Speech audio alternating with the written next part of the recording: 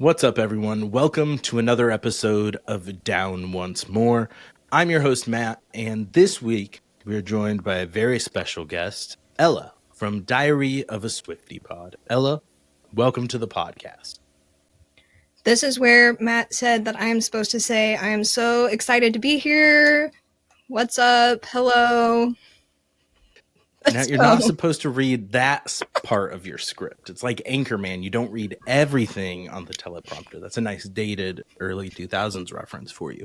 But yeah, I have been a guest on Diary of a Swiftie Pod twice.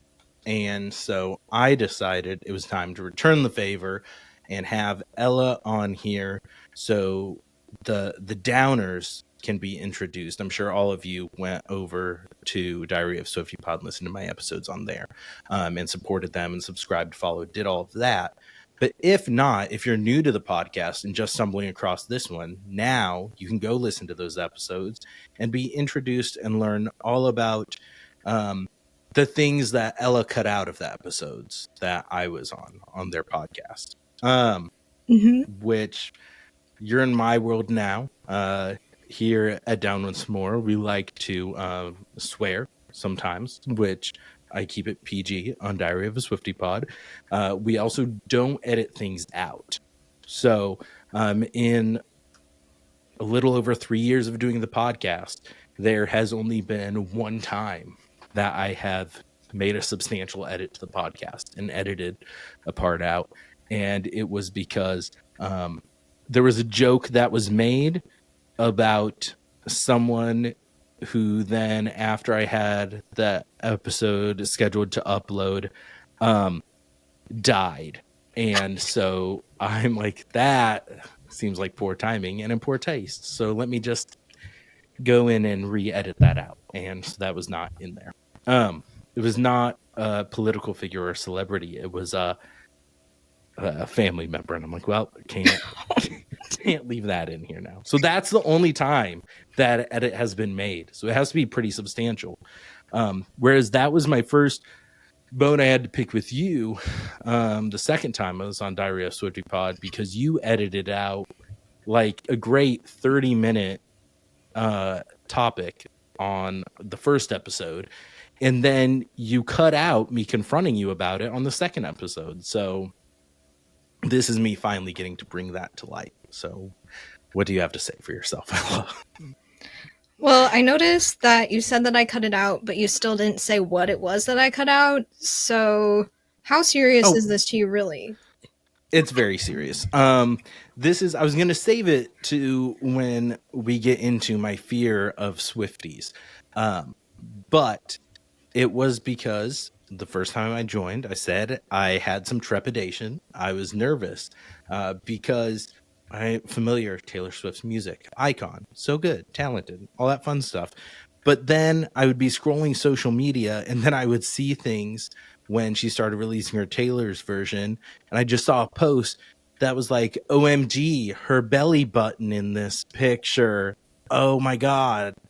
If you know, you know. And I did not know, and I was so confused. And I'm like, how is there lore around someone's belly button? And I asked about it, if there were rumors she didn't have a belly button, and you cut that all out. And so now the people like me who are casual appreciators of Taylor Swift and not diehard Swifties, now no one knows what the deal is with her belly button. You know, Google doesn't exist, so how will anyone ever know answers to anything? Well, I'm not going to Google Taylor Swift's belly button. That's probably why she didn't show it, because then that's how you get put on a list somewhere. I want to be on a list. So I think that experts. You already are on a list, actually. Wow. Harsh. We're coming out the gate strong. I didn't want to do this. Like I said, I had it slated for later in the episode. But let's get into it. You are the co-host of the preeminent Swiftie Podcast. It's their diary. Tell us about Diary of a Swiftie Pod, how it came to be, when you first fell in love with Taylor Swift's music, all the fun stuff. Well, what a interesting question that you asked me here.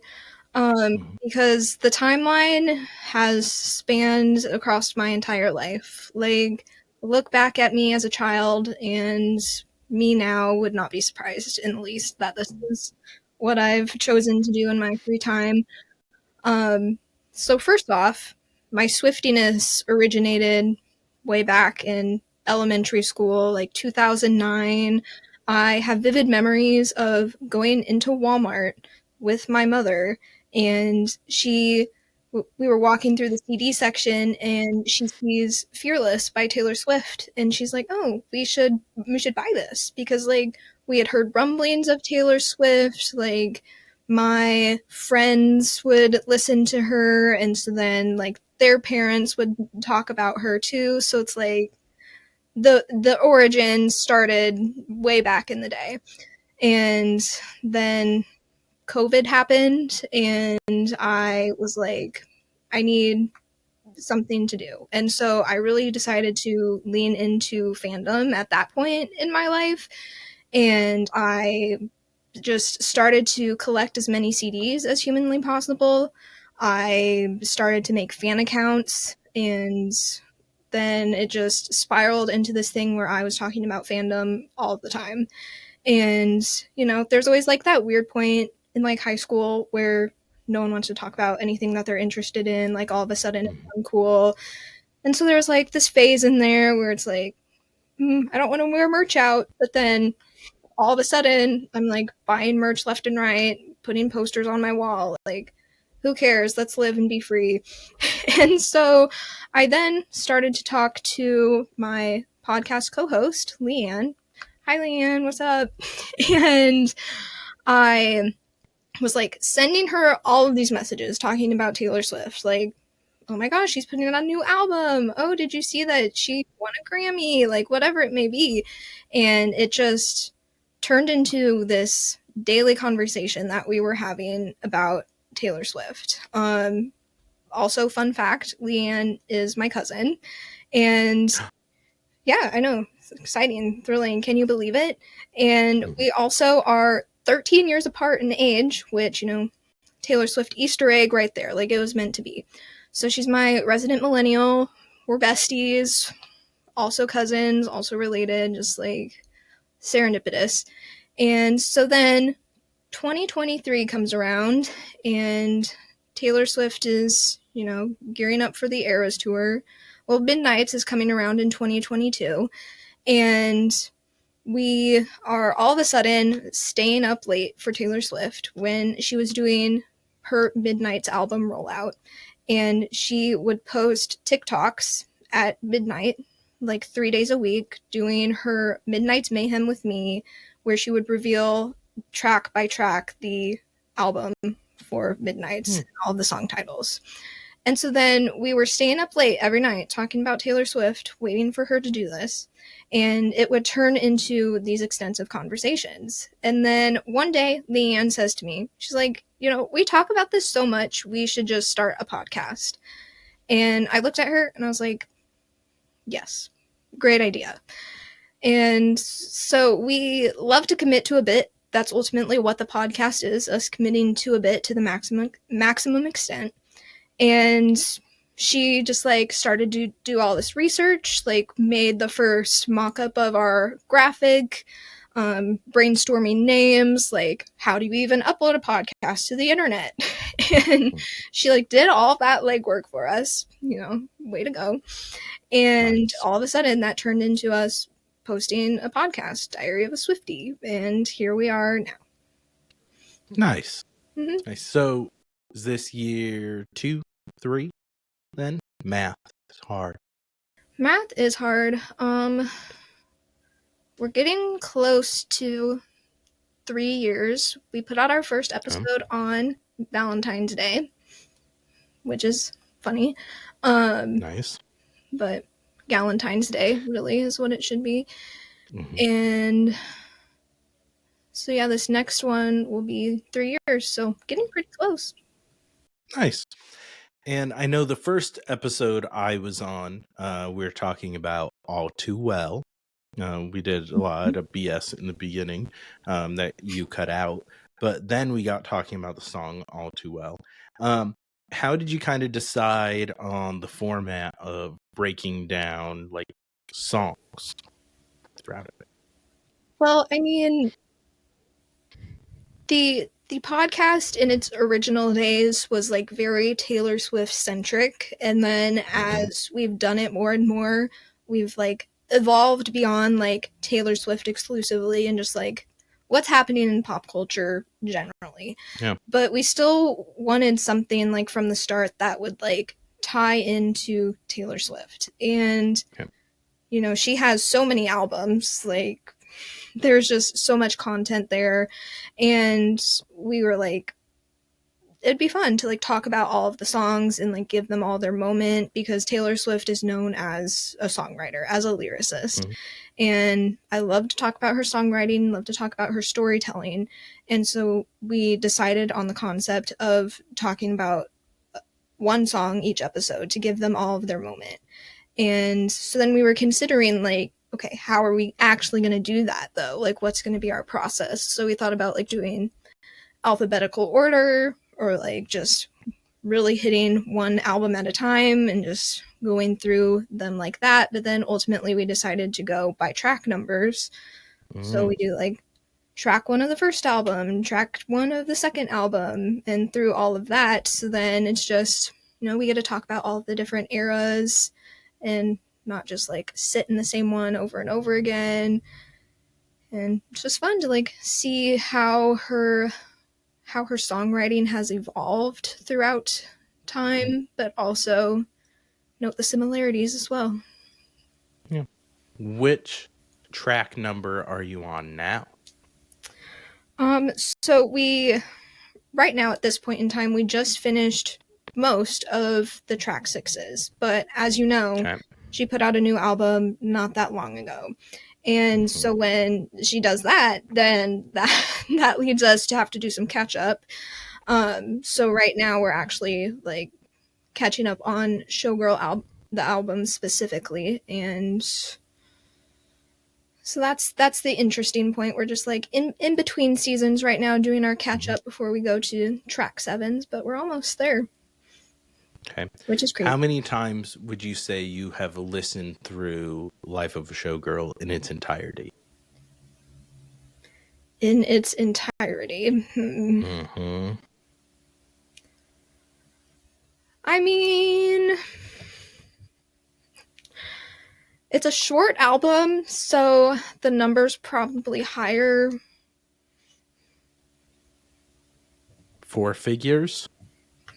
4 figures? No. Yes. Okay. 3 figures? I'd say at least 100. Okay.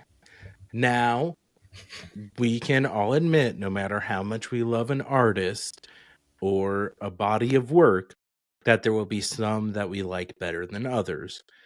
On Life of a Showgirl, if you're listening to the album, starting at the beginning, going to the end, how many skips are there on the album for you? Any? On the Life of a Showgirl. Yep, Life of a Showgirl specifically. Here's the thing. I think that the Life of a Showgirl is like a peak Taylor Swift album. Like, with the lyrics and the way that she presents it is very her. The thing that I have with it, I cannot relate. Like, I'm very happy that she's found love. That's not for me. Just in, Ella hates love. Just in, Ella hates men. Rude. Think I'm offended? You're never gonna find me talking positively about it. So what you're saying is that Wood is a skip for you. You don't need to hear about what I'm saying. Travis Kelce's business 100 times. I like the joy that the Life of a Showgirl emits. But the thing that I don't like is it's not as lyrically dense as some of her other work. And That's not to say that it's bad, because like I love a fun pop album, but there's probably like 4 songs on that album that I consistently go back to, and the rest are Okay. just okay, but not for me at this point in time. Are there any songs that you would say kind of evoke the emotion or the deepness of a song like All Too Well? Because like I really enjoy All Too Well. I would say like prepping for the episode I was on with you, I got a new appreciation um, of it and really enjoyed that song. I love me a good like sad emo song. Like, and are there songs on Life of a Showgirl that have those kind of themes and those vibes, or no? I have not listened to the album in its entirety, I will admit. I think that thematically, this album presents very happy. Like, I don't think there's any Okay. song that's like a bummer. There's a couple songs that are like, that's kind of sad. Songs like Ruin the Friendship, that are about her friend that passed away and is like wondering what could have been if she like told him how she felt. And like track 5, Eldest Daughter, where she's just like looking at that sort of dynamic. And there's songs that are not as happy, Okay. but not in the same way as like her last album, Tortured Poets Department, that's just like 31 songs that are a bummer. Mm-hmm. Or a song like All Too Well, that's like the most iconic track 5 to ever exist. But there's still moments that are just like self-aware in the life of a showgirl, because like people have been saying that this album's like cheap songwriting, and I strongly disagree. And as we've been talking about these songs on my podcast, I've just been like trying to break down these lyrics when it's like, actually, you guys, there's a lot more here than you might like realize on first glance. Mm-hmm. But it just is overall a happy album, like one of the happier albums that she's put out. Okay. Something longtime listeners of Down Once More know is that I have talked multiple times about my fear of Swifties. And I have talked about that. I think I talked about it a little bit the first time I was on Diary of a Swiftie. But I think a lot of that stems from just the level of devotion and detective skills that I feel like characterizes the Swiftie culture, with analyzing every single social media post, digging into things, the level of, there was like the one football player that said something kind of negative about Taylor Swift, and then they're like, let's all go review bomb his mom's businesses post. So that's why they scare me. Just anything with that level of, we're going to defend this person and ruin someone else, scares me. That mob mentality is what scares me. I think that it is okay to have a very high like respect and really appreciate someone, but when it gets to the level of, I need to jump in to defend them and they can do no wrong, is when it scares me. So it's one of those things. It could just be the vocal minority online that doesn't represent all Swifties, but it's one of those things that you see in a lot of things when you're idolizing a person, and if you put them on a pedestal, they can do no wrong, I need to defend them with everything I do, then I feel like that's where it can get dangerous or scary. So that's why I'm scared. And I can't let them find this clip, because then my podcast is ruined. So, what So, are you a scary Swiftie? are you scared of me? I'm asking you to admit your level of Swiftiness right now. Did you say that? I don't even remember who the player on the Chiefs was. Did you say that his mom's business gave you E. coli and needed to be shut down by the health department? I literally have no idea what you're talking about, so no. Okay, perfect. No, it's the thing. There was one of Travis Kelce's teammates on the Chiefs. He said something not even that negative about Taylor Swift, but like basically like it's taken up too much thing. And they're like, ruin this man. Mm-hmm. That's it. So does that mean I'm not scary? No, you're scary, but I Okay, need good. to find out what level of scary. That's the right answer. I am scary. Look out. Dun dun dun. But you are the level where you're analyzing everything and trying to find the Easter eggs and clues, correct? Are you a detective? I'm not really no? defining myself as an Easter egger. Okay. I mean, I honestly don't really love the way that the Easter egg thing has become the defining factor of this fandom, because it makes it look crazier than it really is. Because like, yes, Taylor Swift leaves clues for fans frequently in things, like we all know this, but it gets to a point because there's moments where people feel like they have to like do math and like pull out the Pythagorean theorem or whatever and just like do long division to figure out what kind of clue she's leaving for you, when really if she is leaving a clue for you, it's going to be like really obvious. It's going to be right in front of your face. Like the entire run of the Eras tour, every night she would exit after the last song through an orange door that ended up being like symbolic of the Life of a Showgirl album. Like it was there the whole time. It was obvious. It wasn't like hidden. You didn't have to like do math to find it. I'm a math hater, so I'm just like not. That's not really what it is. If you loved math, you'd be all over it. Maybe that's the problem. But you know, like occasionally the people that are in depth for Easter eggs, they'll be right. And you know, like sometimes I'll listen to them and be like, "Oh, this is a fun theory. I'll get behind it." But also, they like to make it way harder than it needs to be. Okay. Fair enough. I can respect that answer. I had another question that popped into my head and now it's gone. So I don't know what it was going to be. It's a mystery now.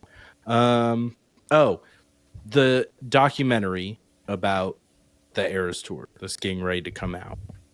Yes. And it may be, I forget, when does it come out? I know you know. It comes out on December 12th. It's being released in 3 parts. So we get 2 episodes a week for 3 weeks. It hasn't been confirmed how long the episodes are, but I would assume that they would be substantial since we're covering like 3 years worth of time in planning within that. And then also on the 12th, we're getting an updated version of the Eras Tour film. Nice. Now, do we know what the updated version of the tour film will consist of? Yes, we do, because they filmed the show during her Vancouver stop, which was the final stop of the tour. And so they recorded for like 3 nights, saw the camera crew on the stage, because originally the version that we have now was recorded during her LA shows. And so then that was like the last of the first leg of the Eras tour, because then she did the second leg when she went over to Europe and then the few other cities in the US and Canada, and adjusted the set list, added the Tortured Poets department. And so then they filmed that version of the tour, Eras Tour 2.0. Okay. So we have different costumes, different set list. So it'll be fun to see that in 4K. I'm looking forward to it. Nice. Is that going to be a theater release as well, or is that going to Disney Plus? It's just going to go on Disney Plus right away. Okay. So this episode will be releasing on December 10th, so people can go check that out on Friday then. But the thing that I had thought of about that was the first thing that I saw when this was announced was about fans analyzing her razor that is on her bathtub in one shot. That's what the Daily Mail told me, apparently, is that it was blowing up. What, I guess, is the point of that? Do you know? Did you notice? Did you spot her razor? It was apparently a Venus razor. Does that mean you're supposed to get Venus razors? Or was this just showing like, oh my gosh, Taylor Swift is just like us. She uses razors too. I'm asking you to speak for all Swifties in these tweets that you look like you didn't even see, or threads, or I mean, anything. here's the thing. I am one voice of many, and in fandom spaces, people will place themselves in different groups. Like, even though we all identify as Swifties, there's like different types of Swifties. And so there's people who are like screen grabbing every frame from that video, that trailer, to see what's going on. I'm not one of those people. Like, I'll just wait for other people to point out the highlights. Like, great. I'll also like wait to watch it. But I mean, I did see people like seeing what kind of shampoo she was using, seeing like the cats, seeing if they were in the video. Were they? Did we see of them were. cats? Yeah. How many cats does she have? She has 3 cats. Okay. A couple of them are geriatric, so getting to like see a spot of Miss Olivia Benson being not dead is always a good sign, because she's been around for a while, so it makes you wonder. But she does have a favorite child. She got Benjamin Button, during the Lover era. So he is her youngest cat, and instantly became the favorite child. Like, there's way more merch for Benji than any other cat. It's just like a whole thing. She has released merch for Benji? Cat. Okay. So has she said that Benji is her favorite? Because that's rude. You're not supposed to publicly say which one of your children is your favorite. That's how they get offended. Well, I mean, she probably doesn't let her cats watch the interviews. That's smart. Yeah, probably not. That's smart. But like when you put out a Benji stuffed cat and not a Meredith or Olivia, it makes you wonder. Is Benji better looking? Is Benji the pretty boy of the cats? No. Is Benji her only male cat? They're all equally beautiful. Okay. Benji is the only male. Oh, well, that seems like a problem. Taylor Swift hates females. That's the headline now. Female cats. No, that's not the headline. Leave right now. That's the title of the podcast. We love all women. Like, when she put out That's how I get my clicks. Version, she literally changed the lyric of one of her songs to support women. No, Taylor Swift does great things for women's artists and women of all I was gonna say ethnicities, but cats aren't a different ethnicity; they're a different species. Different species is what I was going for. How many Taylor Swift concerts have you been to? I have been to 3 Taylor Swift concerts. Okay, were they all in the Eras tour? Yes. Yeah. Okay. So up until that point, I didn't have my own money, and I also didn't have enough internet awareness to go. That's fair. Did you have a favorite show out of the 3 that you went to? Yes, I did. Indeed. Okay. July 7th, 2023, Kansas City Night 1 was single-handedly the best day of my entire life, and nothing will ever top that moment in time. I don't care what anyone says. It will always be the best day of my life. That day was when she put out Speak Now Taylor's version. So we got like additions to the set list. We got to see costumes that debuted for the first time. She premiered the I Can See You music video. The cast for the music video came out. Like, it was a whole moment. And, like, being a Midwestern fangirl, like, I often like get the FOMO of, not experiencing the things that happen firsthand. And so then, like, getting to be surprised, like, be there in the moment, like, not just watching a live stream of it, but actually being there, was the most incredible experience. And forgive my ignorance, was Speak Now Taylor's version, was it a surprise drop? or was it announced ahead of time? No, it was announced a couple months in advance. Okay. She announced the album coming out itself on the Eras tour as well. She was in Nashville. Okay. And I frequently watched live streams of the Eras tour for its entire run. And so I was watching the live stream when she made the announcement. And she's like, it's coming out July 7th. And I immediately freaked out and started crying because I was like, I'm going to the show that day. Something's gonna happen. Did you already have tickets at that time? Oh, yeah. Oh, nice. So it wasn't like you got tickets because you heard the announcement. You already were locked and loaded. It was fake. Wouldn't have been able to afford resale for this tour in the United States. Fair. But I've talked to people who have told me, it's they left the country and went to Europe, went to Australia to go to the Eras tour, and that was cheaper than buying resale for a show in the US. That's wild. Well, part of it's you got to get all of Ticketmaster's fees. Yeah, because other countries have laws against that. Yeah. US is the Wild West in many regards. Was that the first Taylor Swift show you had went to, or was that, where did that fall in the three? The Speak Now show was the second. The first time that I saw Taylor Swift ever was in Minneapolis, and I went to that show with my podcast co-host Leanne. She actually was in the queue and bought the tickets for that show. And then she was in the Minneapolis queue while I was in the Kansas City queue. And she got through really fast. I'm sure you remember the horror stories because Ticketmaster crashed, the whole situation. Yep. I was on the computer for 8 or 9 hours that day. It was wild. And she got through that queue so fast. She was placed at 200 in line, which is a very low number for this situation. And so then she calls me frantic, and I give her my mom's credit card numbers to pay for it. And it was a whole blackout situation, right? And was your mom aware of this? Yeah, she was aware because my mom actually stayed home with me from work that day, and I stayed home from school, and so she had it open, I had it open, we were locked and loaded, it was serious. Nice. Nice.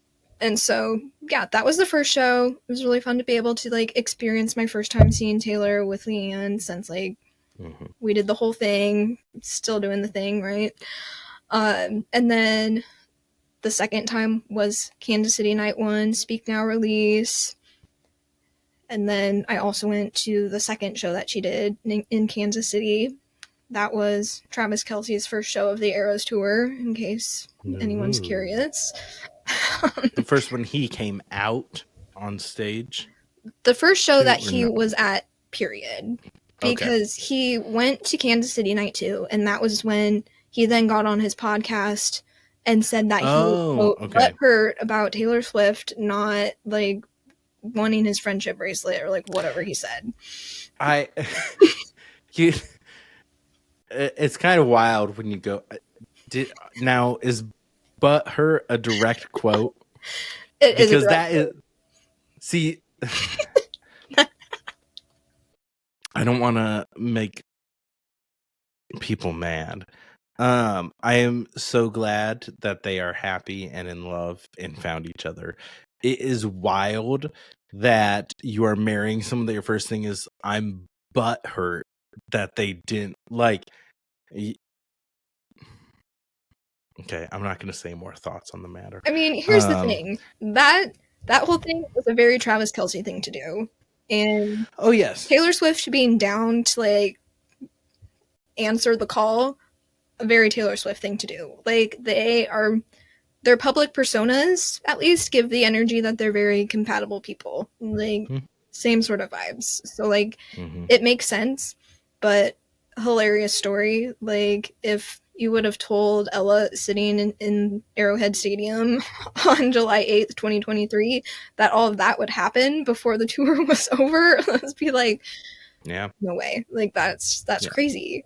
But then here we are. brings us to today. Mhm. They are engaged. Do they have a date set for their wedding? They probably don't I announce it. mean, not that Well, the it'll public be knows. secretive. Yeah, they probably know.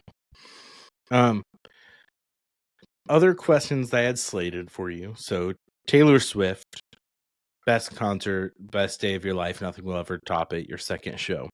Besides Taylor Swift, what would you say are some of the best concerts you have ever been to? Because I know you are a frequent concert goer. Oh, concerts are my favorite thing in the world. If I could go to a concert every day, I would. I would never get tired of it. And it's a really fascinating concept to consider because, like, generally, I'm not like a people person, but get me on a podcast and ask me about Taylor Swift, I'll talk to you all night. Like, it's just the way it is. And put me in a room with a bunch of people who are there for the same reasons, like see this person, listen to this music. It's just the community aspect of live music and fandom and all of that. It's just the greatest joy of my entire life. Just I love everything about it. It's so good. I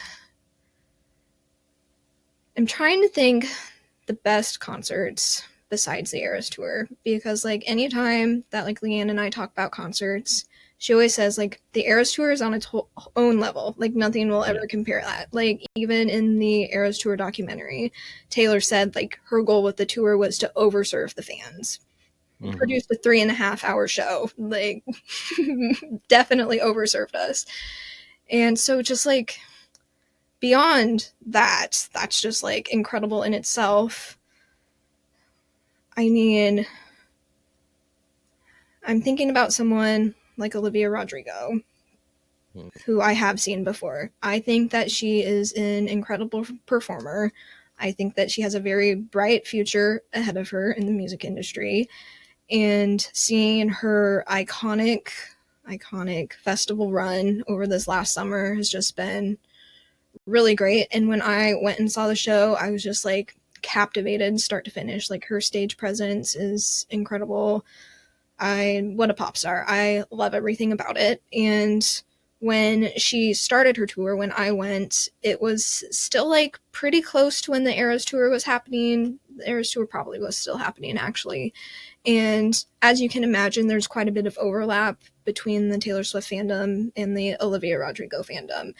And so I went to that show with friendship bracelets and lots of other people did too. And just getting to like experience that again and just like trade bracelets with people or like seeing a cute child and just giving them a bracelet just because they're young. Like little moments like that it's just so great. And I just really like to see how the Eras tour has contributed to concert culture in other spheres beyond the Swifties. So you see, if I said just seeing a cute child and giving them a bracelet, I would get arrested or put on the list. I can't. I also wouldn't do that. I am the Grinch in a Scrooge. I like children I am related to in small doses. But otherwise, no thank you. So I can't relate to that. But it sounds like a great experience. Now, did Olivia Rodrigo, has she ever opened for Taylor Swift? No. There's a lot of interesting lore there between Taylor and Olivia. I mean, I don't know if you want me to get into that, but it's something. Well, because I know Olivia Rodrigo, I remember hearing that there were, like, between her and Paramore, there were some lawsuit talks because of some similarities in hers. And I think that got settled, I believe. Mm-hmm. Kind of squash the beef. Did Hayley Williams open for Taylor Swift at all? Why Paramore am I connecting dots there? Paramore did? Okay. I think they did. They did a couple shows when the tour first started. They did Glendale, which was like the first stop, and then they opened for her for the whole European leg. Okay. Nice. So you said Olivia Rodrigo. Any other concerts that stand out as favorites?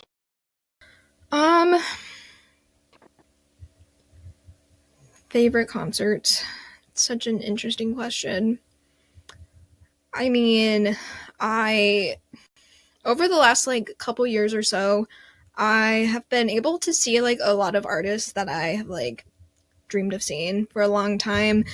And so I'm thinking of someone like Phineas and Billie Eilish, who I've seen both of their headlining shows, and those changed my life because they are just incredible musicians, and I love everything that they ever do. I just can't get enough of that.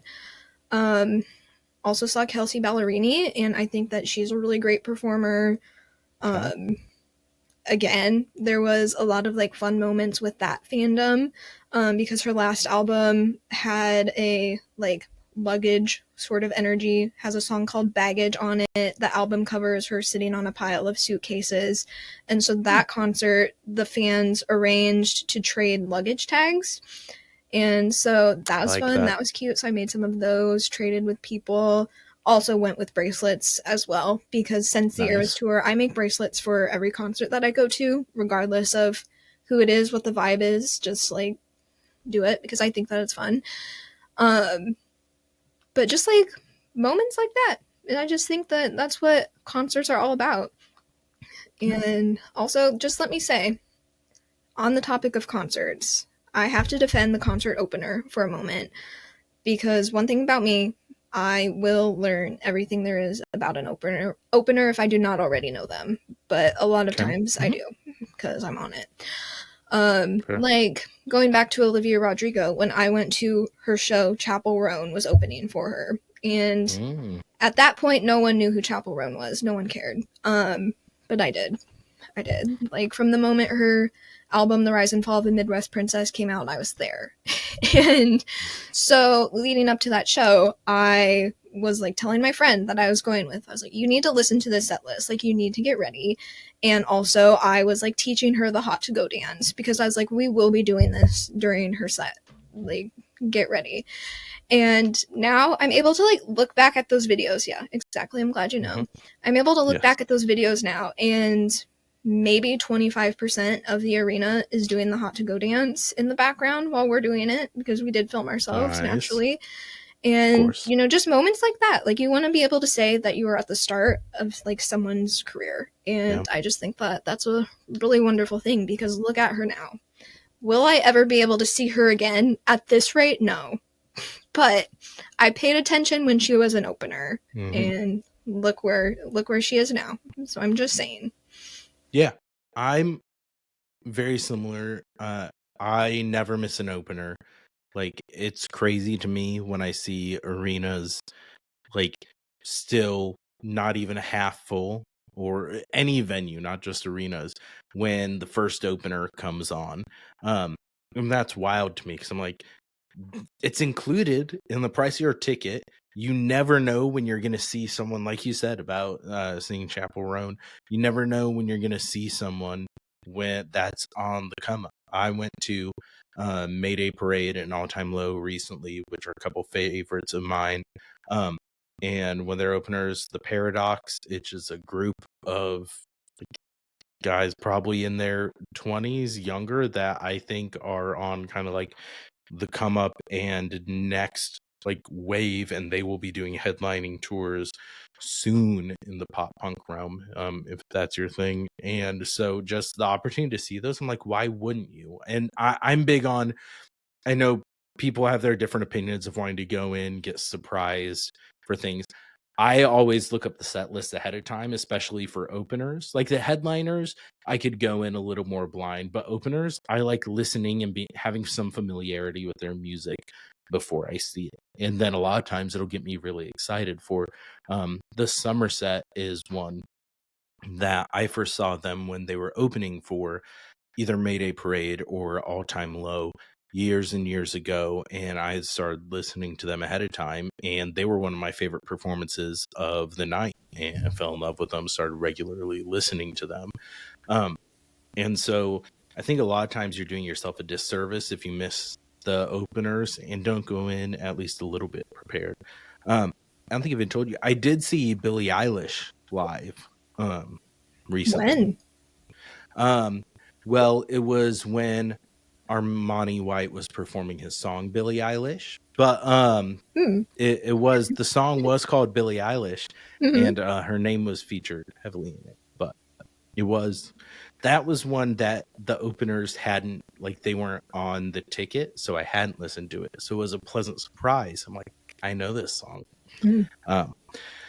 But back to my regularly scheduled list of questions that I was going to ask you, because I did actually prepare for this episode. I like to do that when I have guests sometimes. When it's me, I'm woefully ill prepared, and that usually leads to me saying and a lot.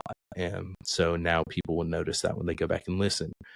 But I know you also go see musicals live. This is ultimately, that was my fandom that I started the podcast over. And then as it's gone on, kind of like you guys have pulled in other either pop culture or movie or TV or other things that I am a fan of, I talk about on here. Those musicals. Mm-hmm. How do musicals and concerts compare for you? Because they are two vastly different experiences, but it is live art and entertainment at the end of the day. Yeah, this is actually a very interesting thing to think about. And I think that the major difference is the presence of phones. Because, like, when you're going to a live Okay. theater, you will get in trouble if you have your phone. Yep. Meanwhile, everyone takes like countless concert videos when they're going to a show like that. And so it's just very interesting to consider how technology makes you enjoy something like that more or less. I mean, like when I'm at a concert, it's very tempting for me to like want to record every song because I'm like, come next week, I'm not going to remember half of the show. And so like I want this video to look back on. And some people say like, why are you recording a concert? Like you're never going to watch it. To which I say, if you're not watching your concert videos back, you need to lock in. Like you need to watch them. You should be watching them. So like I do watch my videos, but also like you want to find the balance of also enjoying the moment and all of that. And so like when you're going to live theater and they're like silence your phones, don't have them out, it forces you to be in the moment in a different way. Because like concert culture just feels more performative than going to a musical like that. Yeah. Again, because you're not recording, and so then you don't have anything to post online unless you're like taking a selfie before you watch it or whatever. So that feels like the major difference to me. Okay. But like ultimately I just like getting to see people live their dreams. And whether that's singing on a stage, singing your original music, or singing on a stage, telling this story through a musical, like whatever that might be, that's the ultimate thing. Like I like people having a passion and getting to support that. Yeah. I think that's a very fair point. I've gotten to the point, because I used to be recording constantly during concerts, and I got to the point a few years ago where for me, I realized it was taking away from my enjoyment because I was worried about recording it and I was experiencing the moment through my phone instead of just being in there and soaking it up. I think the other big difference is the aspect that the fans and the audience plays into it. With a concert, you are getting to experience it with everyone else, and you're getting, like, they're singing along to the songs. Their energy is feeding off the performers are feeding off your energy a little bit at a concert too. Whereas at a musical, you're still getting to see these insanely talented people on stage living their dreams, giving of themselves to you.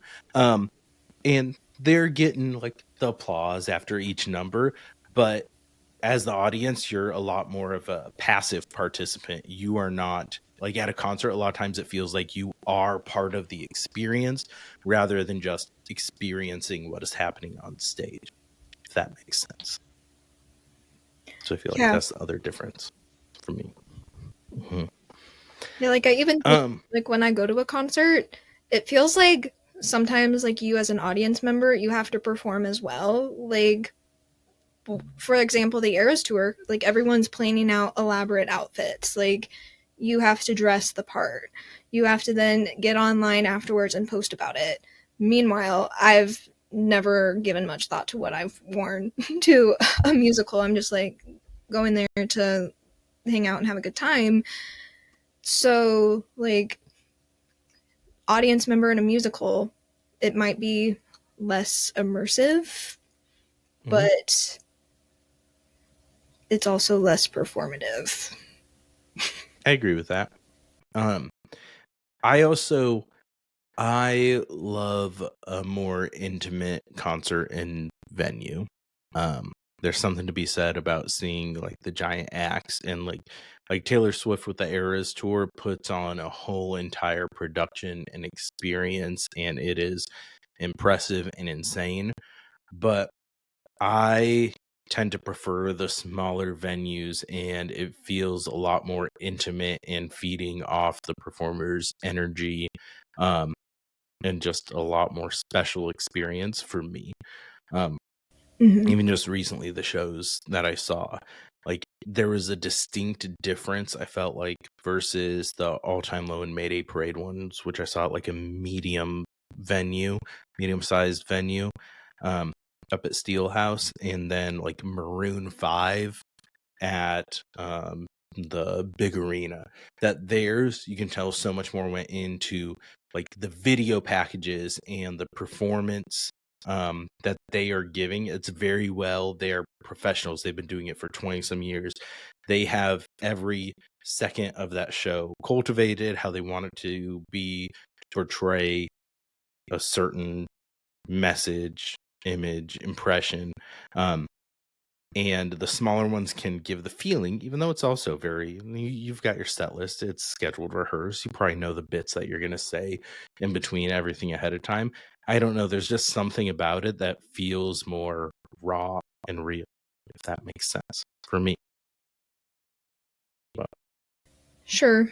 I mean, I will argue that someone like Taylor Swift can use the theatrics to her advantage, but I don't know that everyone can be able to do that. Like sometimes I think the visuals might take away from that depending on who it is, but Yeah. the Eras tour. Yeah, and there's like I've seen multiple shows in Arena that I think was best. I think it's just that's what's fresh for me. And like I saw 3 shows that were at the Arena, 3 of the 4 ones I saw, but Maroon 5 was definitely bottom of the pack for me. I think there was just something about it, and I think maybe some of it, I don't know. They just, the videos that were on the video boards and just all the effects to them just felt like it was more distorting the performance and making it seem more like a video than you getting to experience their actual performance that was happening, if that makes sense. That was this one person's takeaway and vibe from it. Now, as we close out the questions that I have for you, I did tell you I was going to put you on the spot in the news segment that I've had with recent guests. I don't give Brad, my brother, the opportunity to do this when he's a guest because he's more kind of like a co-host and a little bit pretentious, and I just don't want to give him this energy. But I made Amy do it when she was on the pod, Sage do it when she was on the pod, so now I'm going to make you do it as you are on the pod. Give one critique of Down Once More pod, or me as a host. You could even do it like live this episode. Like, you know what? I thought it really sucked when you did this. So I could come after you as a person right now if I wanted to. Yeah. Yeah, I'm going to keep a brave face, and I'll save my crying until after we get done recording. Okay, interesting. I mean, here's the thing. With podcasts, I think that they're a very interesting way to show who you are as a person. And so, just like watching and listening to your show, I've gotten to get a little better idea of who you are as a person. And so I don't want to say that like you should change that. Like keep doing you. You know what I mean? Like take my my tips with a grain of salt. But I mean, how many recurring segments do you have? Because I feel like someone can always add a bit more whimsy to their show. Like as previously mentioned, Leanne and I love a bit. We love to bring back segments and name them silly things. So I'm just saying, like something like that That's could always be fun. No, that's a great call out. Now, a little bit of a peek behind the curtain.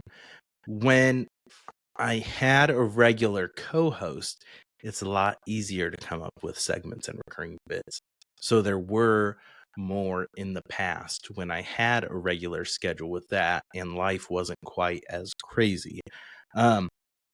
What ends up happening is either scheduled recordings with other people will fall through, or when I'm like, oh shit, I don't know what the fuck I'm going to talk about on the podcast this week. And I need to pull something together. See the November 19th episode. That's when we're recording this that I released. I'm like, shit, I need to have a podcast for this week, and life has kicked me in the ass. So I don't know what to talk about. Now, I think it did together, but that's why I struggle with bits. But no, that is fair. That's where I can improve as a producer and podcast host. Do you have ideas for recurring segments or bits? Or are you just coming to me with problems and no solutions? I am coming to you with problems and no solutions because one might argue that your sporadic podcast format is whimsy in itself. So, It is. It is. That's why I keep you on your toes. You never know yeah. what you're going to get. It's a surprise. Um. Okay. Now, I will say one other thing, because you were talking. I'm going back to the beginning because this is the sporadic, keeping you on your toes. We were talking about when you said on your episodes you like analyzing like the different songs, motifs, or things going through. I'm of the opinion it's been a hot topic on the podcast lately. I struggle because I feel like Brad put me on the spot on when we reviewed Black Friday, and about what I thought the core themes and message of the movie and the musical was. And I kind of did panicky half-assed answer because I've gotten to the point I struggle because I feel like a lot of times, and maybe this is like almost PTSD from like school stuff. It's like, what are the themes, and analyze it in this reading. That I feel like a lot of times we tend to try to overanalyze and dig in and assign meaning to things that may not be what the artist intended. Sometimes they do. When they give us a peek behind the curtain, I love that. And for me, it takes away my enjoyment from something if I'm spending time trying to be like, ooh, what could that have meant? Now I can appreciate that. For some people, that adds a whole new layer and can bring a whole new level of appreciation and meaning to it. For me, though, I more like to just experience and what it made me feel. And if it's something I'm passionate about and enjoy, I want to share that I enjoyed it, why I enjoyed it, not necessarily do a deep dive into an analysis on themes or what they could have meant by wearing a blue shirt in this portion or scene. That's me. What are your opinions? How deep of an analysis do you like doing? Well, first off, you were talking about like, oh, I might look at this and come up with a different meaning than what the artist intended. And I just want to say that's not necessarily a bad thing. I think that's the point of art, that art is experienced by all of us in different ways. And so if you Mhm. don't care what the lyrics say in a song and you just like the song for the beat, I mean, good for you. Like, however you want to interpret that and listen to that, consume that, I think that that's great. Like, more power to you. Mhm. Me, I have always liked books as a child. I went to school studying communication and the way that people form messages and what those messages mean. So I am the way that I am because of that. And so I like looking at the words that artists choose to use. And I think that there's a clear, like, fine line between looking at, someone like Taylor Swift and who did she write this song about, or what happened in this relationship. Let's look at her lyrics so we can like deep dive on her personal Mhm. relationships. Like, I'm not going to do any of that. Like, it Um, gets to a point with the Swiftie fandom in particular where we just like need to find the balance a little better. yeah. But like, looking at the poetic nature, the storytelling of songs, I think that that's a fun way to enjoy songs in a different way. Okay. Now, in wood, when Taylor Swift uses redwood, what is she meaning by that? What is that? We We haven't gotten to track nines yet, so I haven't really given that song much thought. So you I'll might come just on that have to episode. figure that out on your own.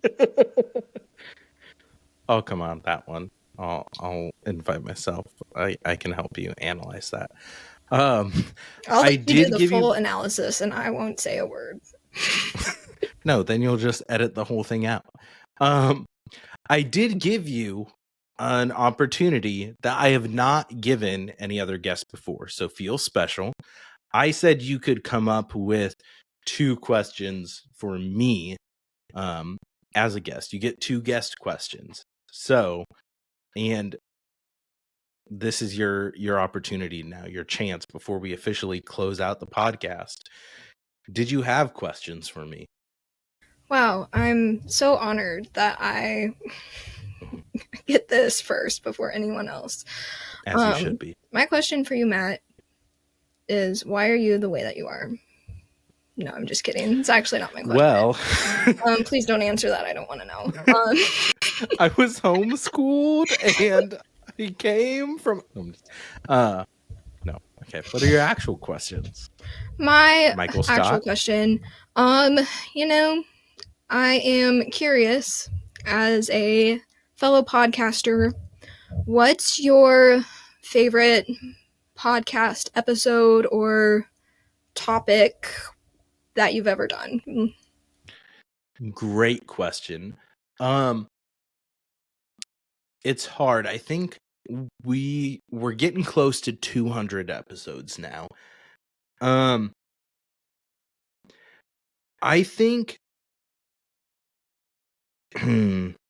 one of my favorite ones, and I haven't revisited it in a while, was I think it was still in the first year of the podcast. So the podcast has evolved quite a bit since it started. We were just doing 1 episode a month, and it was just reviewing a movie musical, and we'd do a little bit of BS. Rayleigh was on every episode. Year 2 started doing 1 review a month and then a couple random ones and did weekly drops. Our movie review of Moulin Rouge was one of my favorites. It was a perfect storm. One, there may have been some drinking on both Rayleigh and I's part that took place before and during the recording. Two, we had very different opinions on the movie. I still hold true to my opinion. I really like the stage show, which I hadn't seen at the time. I borderline hate the movie. It drives me crazy. I can't stand Baz Luhrmann's his directorial style. Not for me. That movie is like just getting jerked one way or another with the tonal shifts in it. It's wild. And John Leguizamo's accent as Toulouse is ridiculous. Rayleigh really enjoys it. So it was a pretty combative episode, but it was a lot of fun. But then following that, I had issues with the platform we recorded on.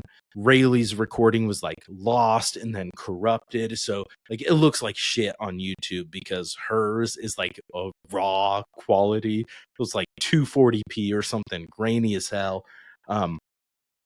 Wild, but like I edited it when we were on vacation at a friend's. And I had to schedule it to like go out and record. So a lot was going on, but I think that was one of my favorite episodes that we've done. But in general, I enjoy doing like the draft episodes where we're going back and forth. I've done some with Rayleigh, some with Brad, did a couple recently with Sage. And I enjoy those. I like being able to feed off someone else. Like I'm someone who can just talk and ramble, but I like having someone else to bounce off of, feed off the energy. So that was a long-winded answer to kind of get to the Moulin Rouge one. So, Like it. It's nice. Thank you. But I haven't revisited it. So that's been like almost 2 years ago now. So I could go back now and be like, that episode was awful. But it's one of the ones that sticks in my head that I had fun with, and it was a good time. Who cares if it was bad? It was memorable for you, and that's the point. That's right. The other one that holds a special place is when I reviewed Shrek the Musical, because that's the one that took off. Because I saw like the second stop of the tour, still the most viewed podcast episode on YouTube. It has almost 5,000 views now. None of the other episodes come close to touching that. A few of my reviews of Love Island and The Last of Us break 1,000, but nothing else even remotely close. I think the first episode this month is still sitting at like 5 views. So all over the place. Interesting. Famous. I don't want to be famous. So you get, that's when they come for you. All the Shrek fans, you're famous in their minds. So, dude, some of the comments, I mess with the Love Island fan base, and man, those people in the comments did not like my initial takes on Nick and Alondria. Did you watch Love Island USA? No. I think you're one of the only white women that didn't. But yeah, no, Love Island fans are a whole other level too. And that's one that like the fandom and social media started to make me hate the show towards the end. But that's my guilty pleasure show. But okay, sorry. Other question, if you have one. My other question for you is, again, bringing in a bit from Diary of a Swiftie. Leanne and I like to do this segment that we call Living, Laughing, Loving, where we share something that we're living for, something we're laughing about, and something we are currently loving. And so that is my question for you. What are you living, laughing, and loving at this moment in time? So what am I living for? I'm living for boxed stuffing going to go on sale soon. Box stuffing is my jam. I will make myself the stovetop box stuffing in the microwave, and that will be my meal for 2 times a week. That's what I'm living for right now, because we're recording this prior to Thanksgiving. This episode will come out after that. So I guess the other thing that I'm living for is being able to stay in my house this time of year and avoid all the Christmas music everywhere. Because as I mentioned, I am a Scrooge and a Grinch when it comes to Christmas music. I'm very bah humbuggy. So in my office at work, I don't like we've that had energy. I apologize, but Mm-mm. it's who I am, as whoever sings that song says. There's been a year-round holiday tree in our office at work, and I hate that tree with a burning passion. Partially because it is in the way and it is sitting where a couch should be. So now there is a couch thing in the walkway right outside my office, which is a fire hazard. And no one cares. So I'm living for that. I am laughing. What am I laughing about? Nothing. The world sucks. Everything sucks. And you die. I am laughing. I'm not laughing. I'm laughing. I've been really enjoying Smosh games. I enjoy Angela Giratano and Chance McCreary's dynamic on there. So that's what, when I need a good laugh and comfort, I throw on YouTube and some Smosh games and watch them play Werewolf or Flip 7 or just some ridiculousness that unfolds. That's what I'm laughing about currently. I have no idea what any Face. of those words mean. Oh my gosh. Oh my gosh. It's a YouTube channel, Smosh. They've got like 9 million subscribers.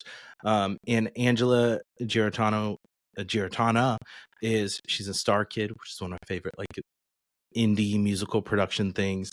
And she is a theater kid, but she also grew up in like there's certain things she'll talk about videos that I relate to, and she's a big musical fan. So I like her personality and her chaotic energy, and it's a lot of fun. So it always makes me laugh. That's what I'll throw on when I need some comfort.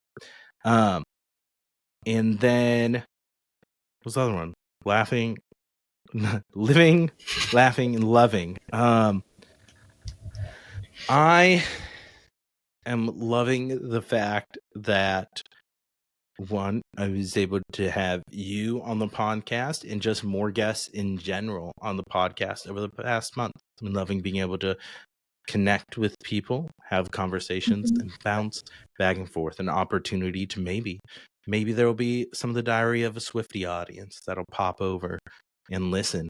Because you're audio only. This will be their first chance to experience you on YouTube. And you will be famous making your debut.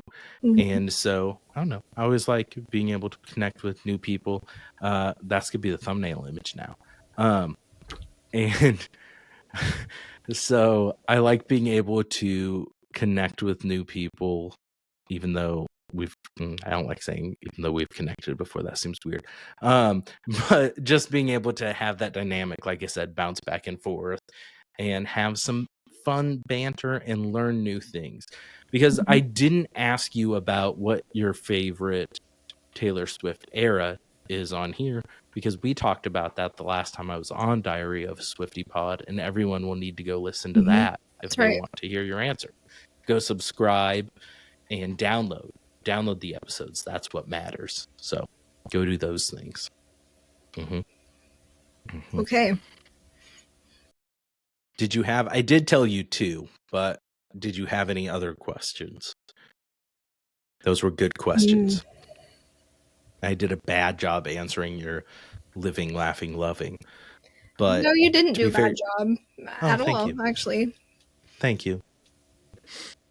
I like that question because it's something that's like vague enough that everyone's going to give a different answer, and that's what I like about the questions that I come up with. Like I'm leaving it open for your interpretation. It's fair. I'm also living for getting to see Hadestown live in like a month and a half after this episode comes out. I'm very excited for that. So it's a good one. Something to be excited about. It is. It's always good to have things to be excited about. That's what I say. That's what makes sure that I'm here another day. Not an intentional rhyme, but it worked. Ooh, I have a bonus question for you. Do you play any instruments? I mean, I used to. I don't really anymore. Okay, fair. That used to be like in high school and a little bit of college. I'm like, I'm going to teach myself how to play the guitar and write lyrics. And I found recently one of the notebooks with old lyrics that I tried to write. Not very good. Are you going to But release them? Put them out? no, Record them? no. They're not very good. There's it's a mix. They are kind of either sappy, or it's during the phase where I was really into this girl that was in my youth group. And I'm like, she needs to see that I really love Jesus. So it's like very cringy. Like, yeah. Like, oh my God, God is amazing. Look how great God is. Think about that. And so, yeah, it's some of this is very cringy to look back on. There's one that I wrote in the initial draft. I thought the word facade was pronounced facade because I'd only seen it written. And so my lyrics rhymed with that. And I'm like, you know what? And I'm like, well, that's not how you say that word. And so then it all fell apart. But before that, it was decently solid. I used 3 whole chords on the guitar to play it. It was impressive. Way to go. Thank That's you. great. Thank you. Because they're like, man, girls love a guy that plays the guitar. But what they always leave out is that girls love a guy that can play the guitar well. So it's a key detail. It is a key detail.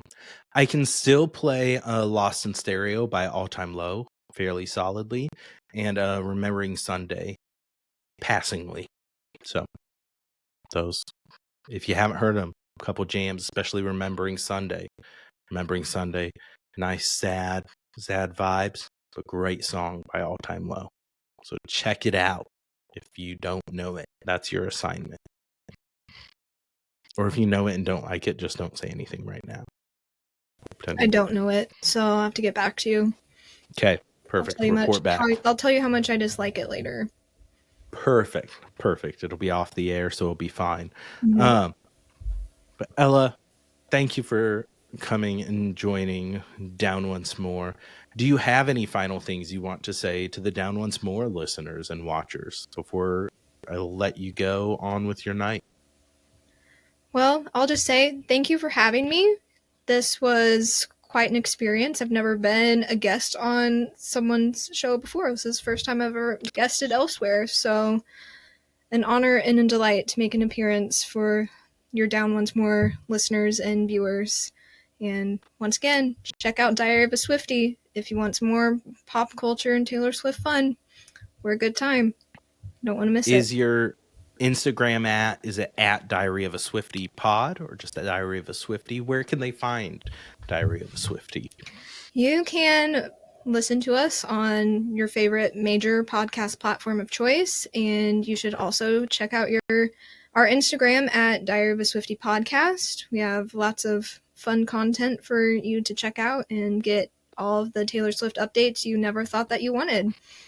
So it's a good time. I will say, Ella and Leanne do a great job curating their Instagram and posting things on there. I do dog shit with ours. So you can follow at Down Once More Pod. What you will be getting is maybe 1 or 2 Instagram stories a week and 1 post a week saying that the new episode has been released. So at Down Once More Pod on Instagram, you'll find that. But just go subscribe on YouTube or audio podcast platforms and support the pod that way. And drop a comment as well.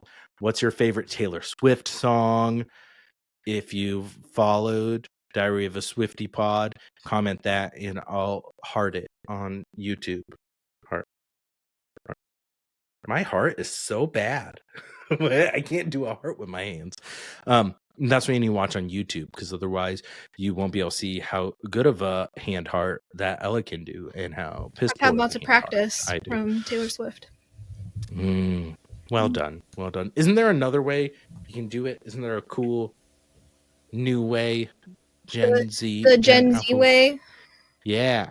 Yeah. Leanne actually had to teach me how to do this. Like, she's my resident millennial, but I did not know until she showed me. So I can't do it. I can't do it well. My hands are broken, though. I'm an old man.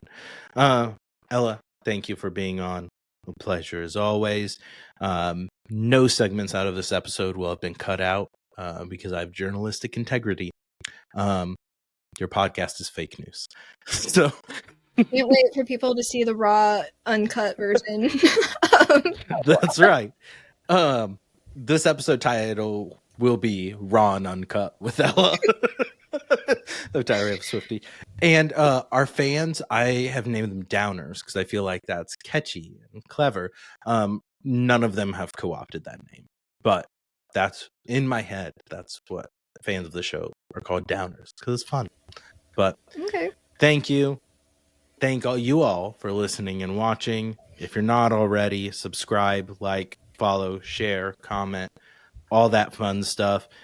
Diary of Swiftie, another thing they do, they have a nice, fun intro recorded that rolls, and then at the end, it's so nice and professional. We don't do that here. Down Once More Pod is not professional. We're raw and uncut.